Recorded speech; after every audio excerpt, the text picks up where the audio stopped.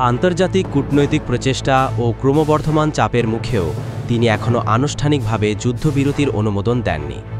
ফলে Israel Iran সংঘর্ষের অবসান ঘিরে যে সামান্য আশার আলো জ্বলেছিল তা আবারও অনিশ্চয়তার মুখে।